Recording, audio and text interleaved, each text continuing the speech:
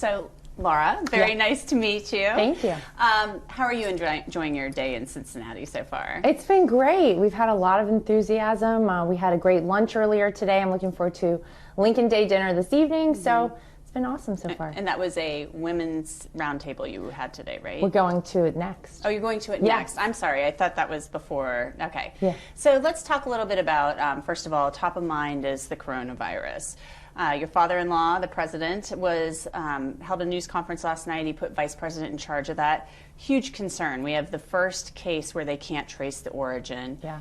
I mean, are they up to the task to handle this? This is a big, big deal. Yeah, no, absolutely. And I think that you saw that the president knew this was a big deal about a month ago when he started taking measures to restrict flights from places where the coronavirus had been identified, where people were being infected.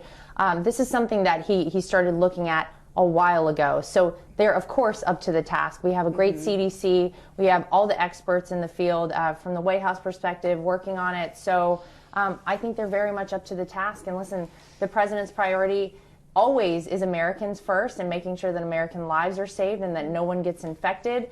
So I think that's what you're seeing happen. And I know that he always talks about the stock market and the numbers in the stock market, but the market's been tanking because of the coronavirus. So that's got to be a concern. I mean, is there anything that can be done to deal with that? Yeah, I mean, listen, I think what can you do? Obviously, the president's doing everything in his power to make sure that the coronavirus does not come here. We don't want a pandemic on our hands. We want to make sure that what we've seen happen in China doesn't happen in the United States. So, you know, he gets criticized often for talking about border security. It's not just about making sure we don't have illegal immigrants just pouring into our country. It's also making sure that things like the coronavirus and diseases aren't immediately brought into our country when they become a concern. So hopefully the stock market goes back up. Hopefully the coronavirus is maintained and kept under control and does not become a problem here in the U.S. That said, you know, I think the president's doing everything in his power to make sure that doesn't happen. You know, you're in Ohio, of course. You know how important this state is. Nobody wins the presidency without winning Ohio. Yeah. Our primary is coming up next month, March 17th. So crowded Democratic field. It's not as crowded as it was, but are you at all concerned that the messages of maybe a Mike Bloomberg or a Bernie Sanders are going to resonate with voters here in Ohio? Because you know, Ohio's doing okay, but we still have issues here. Poverty, we have a huge opioid epidemic. We have a lot of issues here. Yeah. Well, listen, the president has produced results for people of this country, and that is what he's running on in 2020. You contrast what the president has been able to do for this country, for, by and large, the state of Ohio, the prosperity that people are seeing, the low unemployment numbers that we're seeing. That is real, and that's palpable to people every day. And then you contrast that with what people like Bernie Sanders are offering to this country, which is socialism, full government control of every aspect of your life. Literally, it would be a 180-degree change from what we've always known as the United States of America.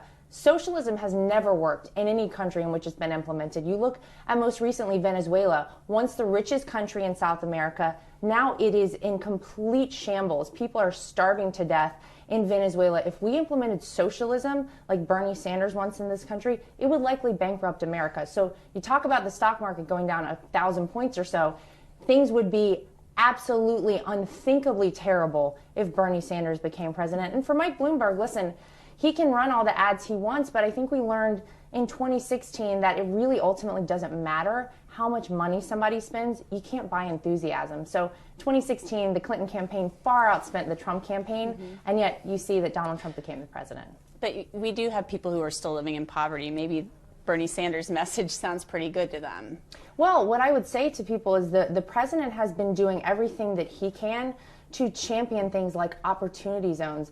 This is where people are investing in communities that have been forgotten and left behind, and they're getting tax breaks to open businesses and create business and jobs in these communities that really don't have any. So it is working around this country. It is working in many places in Ohio. Sometimes it doesn't happen overnight, but whenever you are talking about comparing and contrasting capitalism, which, you know, raises all ships, versus socialism, which is just a government handout and taking money away from people to give to somebody else, that doesn't last forever. It only lasts as long as all those people's money lasts.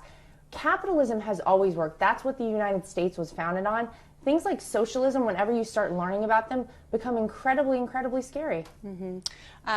We've seen pictures of President Trump and Mike Bloomberg, both New Yorkers, obviously, on the golf course together.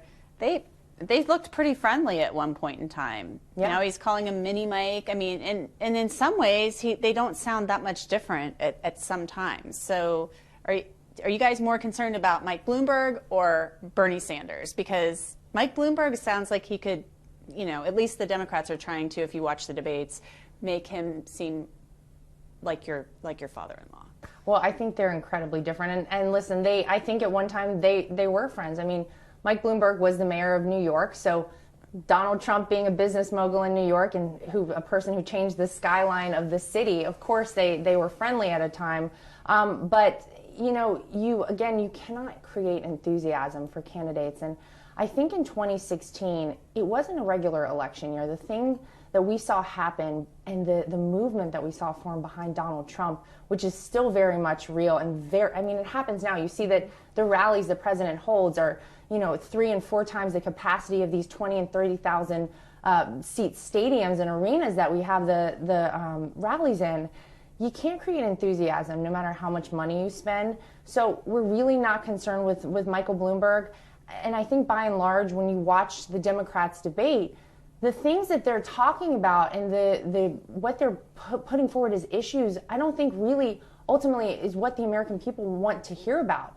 Mm-hmm. The people of this country want to know that they have jobs and that their future looks better, that they're safe and secure here.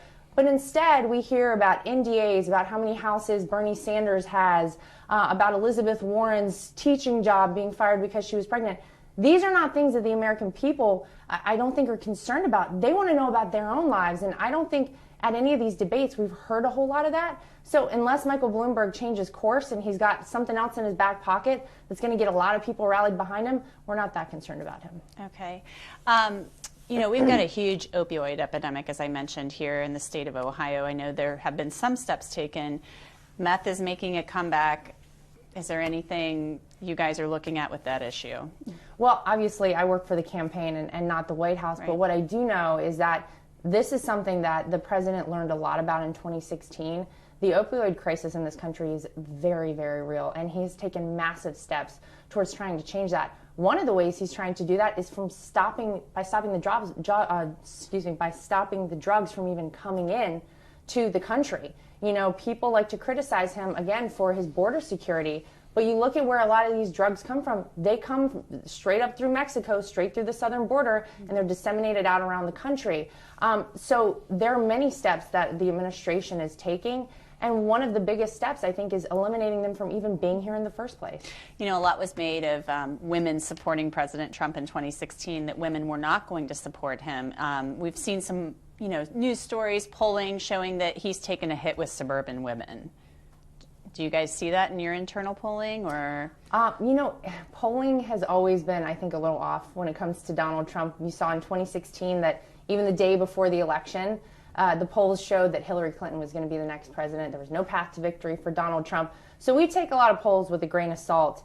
That said, internally at the Trump campaign, we look more at the donations that are coming into the campaign. So we have done record fundraising at the Trump campaign in increments of around $40 a piece.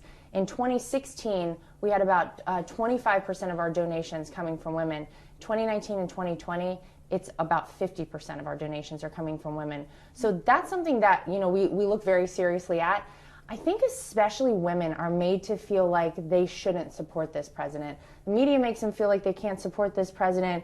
And so while they're not posting on Facebook or Instagram about their support for him, maybe they're not even talking to their friends and family about it, they are donating to his campaign. And we feel like that's a really strong number for him. Interesting. Anything else you want to talk about? I don't think so. I think, listen, this is, everybody says, I think, every 4 years that it's the most important election. We always hear that. What you've seen under this president is really a resurgence of the economy and of prosperity in this country, really that people said was impossible. Barack Obama said that we would never see, the wages that we have now. You would never see the growth in this country that we have now. The manufacturing jobs would never come back. They've come back under this president. This president has been able to do things like renegotiate trade deals that probably should have been done decades ago. Donald Trump is doing it every single day. So in 2016, he kind of said, what do you have to lose by voting for me? Right now, I think we have a lot to lose by not voting for him for 4 more years. So, that's what we're doing. We're out. It's in February. The election isn't until November. But it's really important that we want to get that message out there and remind people, if things feel like they're better for you right now, you got to vote for Donald Trump for 4 more years. I've interviewed him twice, 2016, 2019. But I've interviewed him for like 5 minutes at a time. Yeah. He's your father-in-law. So, what's he like? What's he like to hang out with? He's probably one of the funniest people I've ever met. Dinners with our family are so fun and funny, and we don't get them as often as I'd like.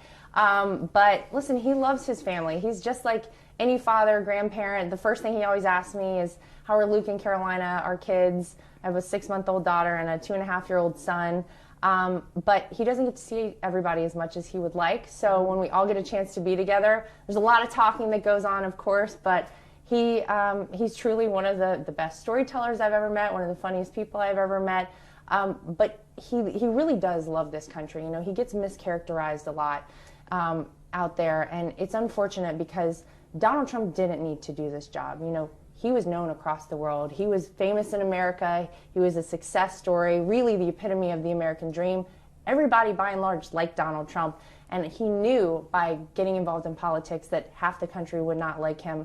But he did it because I think he knew we needed somebody that was up to the task to stand up and say, we got to fight for our country and fight for our people. And that's why he does it every day. Thank you, Lara Yeah, Trump. thank you so nice much. to meet you. He's going to get a couple of shots of us. Cut shots. Yeah, I just wondered because he seems, when I've met him, it's very much different from the guy you see up on stage. He's much easier to talk to, I think, than most people think. That was my first impression of him. My husband didn't tell me I was meeting his dad. Well, I was his girlfriend at the time, but he gave me no prior warning that I was about to walk in the room with who might be my future father-in-law. And that's always nerve-wracking when their last name is Trump. Of course, I walked in and I was like, oh my God. But he's so easzy to talk to and really more normal than maybe he should be, quite frankly, that I immediately was put rather at ease with him. And, that was, gosh, like 11 years ago now. So yeah, back in the, I guess the Apprentice days. Yeah. Pre-White House days. Well before the White House days. I would have never imagined all of this happening. So you never, because he kind of toyed with this idea back in like 2000, I think. He did. Or so. He did. I think we all knew he was getting frustrated by things that he saw happening out there. There would be little things in the news, and he'd say, "Why are we wasting money on that? Why isn't anybody taking care of this?" But I don't think we all knew how real it was really until the year that he announced, until 2015, and here we are. Yeah. It's Crazy. been pretty fun.